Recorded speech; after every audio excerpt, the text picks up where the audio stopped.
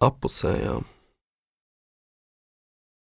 Appusējā miedarbība, ātomu pievilkšanās spēks, molekulas tiek jauktas, jauni vīrusi izplatīti, nākotnes idejas tiek dedzinātas, sapuvušo ābolu sēklās, jauna degsme tiek dzīta, par iespējām, par to tapšanu, par parastu sektas frāžu izplatīšanu.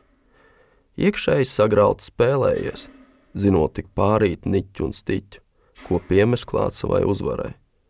Tā nav tava svara kategorija, ne garīgi, ne morāli. Vērā ņemami, neizprotami un atžgārni, tiek sapludinātas rindas, pārcelt nenozīmīgi dzīves uzdevumi, izdzēstas dvēseles. Ikdienišķais pieskāriens tapis par pātagas pieskārienu tavai īpaša atsēdētajai, mīkstā un ozolkoka apdars radītā krēsla pakaļai.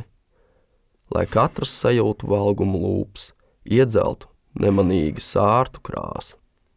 Bezdarbnieka īpašās sajūtas, kad meklējot atrod ko citu, ne tas, kas paticis, sākot ar daļrunāšanas pulciņiem un visam beidzot ar sektām, kur nu jau lomu spēlē ir kāda īpaša saistība ar vērā ņemamiem faktiem, lai atmiņās veldzējoties atminētos īpašās dienas, laika kavēkļus, fetišainās domas un citas dzīvnieks, kas radīja šīs idejas īpašo atmosfēru. Spēle ar nāvi, spēle ar dzīvi, ar labo un ļauno, spēle ar savu iekšējo dēmonu. Lūk, tā ir mana dēmona spēle.